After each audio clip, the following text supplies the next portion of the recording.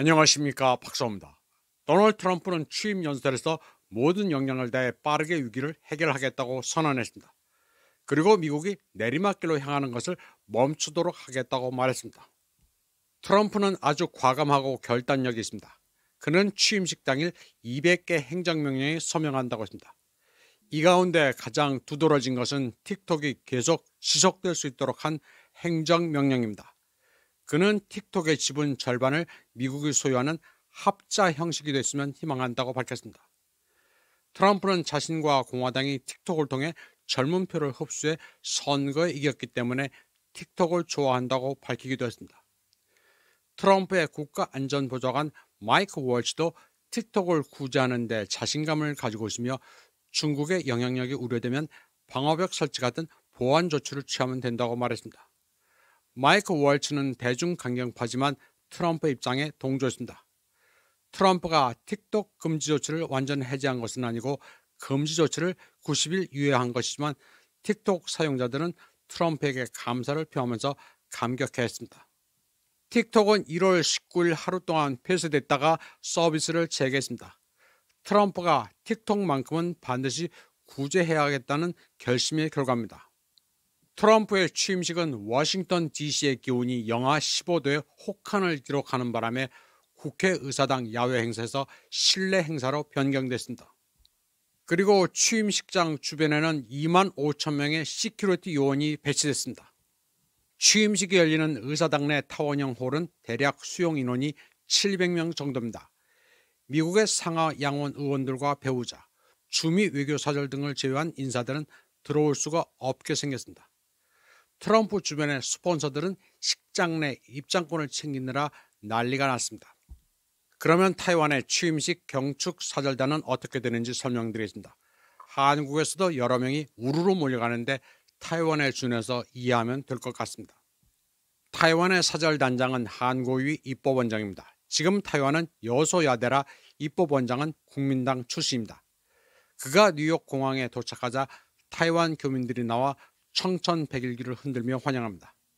개중에는 너무 추우니 머리를 따뜻하게 해야 한다면서 모자를 씌워주기도 합니다. 타이완도 여야 입법위원들이 경축 사절단을 구성해 미국으로 향했습니다.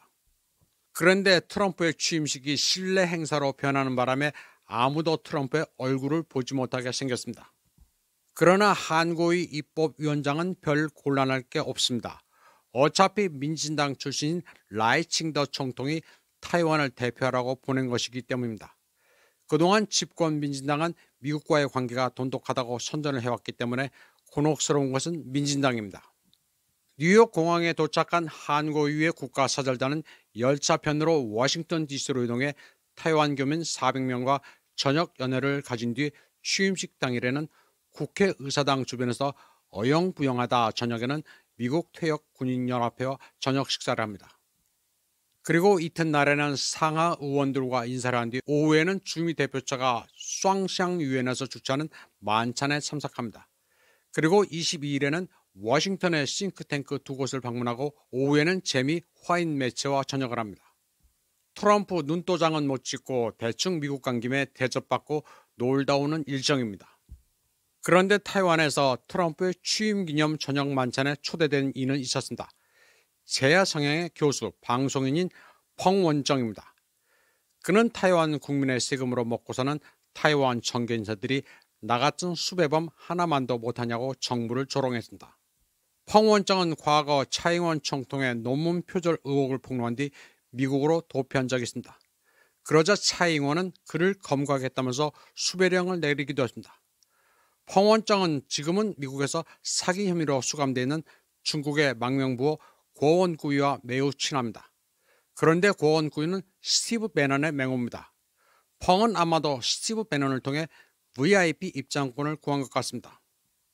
펑 원정은 자기 하나가 중화민국 정부보다 인맥이 좋다면서 취임식 초대장과 아이디 카드를 소셜미디어에 공개하고 자랑했습니다.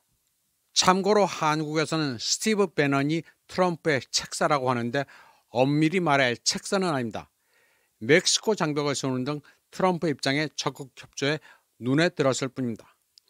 트럼프가 그를 곁에 두고 조언을 받는 것으로 착각하는데 절대 그렇지 않습니다. 트럼프가 그의 조언을 들을 짬밥이 아닙니다. 한국인들이 그를 책사라고 하는 것은 제갈량, 방통이 나오는 삼국지의 영향 같습니다. 그런데 민진당의 라이칭더 정권은 해교한 외교를 하고 있습니다. 트럼프의 블랙리스트에 오른 인사들만 골라 교류를 하고 있습니다. 2024년 5월에는 마이크 폼페오, 8월에는 니키 헤일리, 그리고 트럼프 취임식 4월 전에는 마이크 펜스를 총통부에서 접견했습니다. 폼페오, 헤일리, 펜스는 몇 마디 해주고 대접을 받으며 강연료를 벌러 오는 겁니다. 이에 대해 타이완의 시사평론가 구어정량은 타이완이 하필이면 트럼프의 원수들만 골라 초청한다고 한탄했습니다. 그러면서 다음에는 아예 퇴임한 조 바이든과 카말라 해리스를 초대하라고 조롱했습니다. 타이완 국민당 소속 입법위원 쉬차오신도 트럼프가 사람 보는 게 까칠한데 라이칭더가 트럼프 눈밖에 난 인사 10명 가운데 이미 3명과 만났다면서 미래 재앙이 될 수도 있다고 말했습니다. 그녀는 명색이 국가 원수라는 라이칭더 총통이 미국 정치에 대해 아무것도 모른다고 비판했습니다. 이번 방송은 여기까지 하겠습니다. 시청해주신 여러분 감사합니다.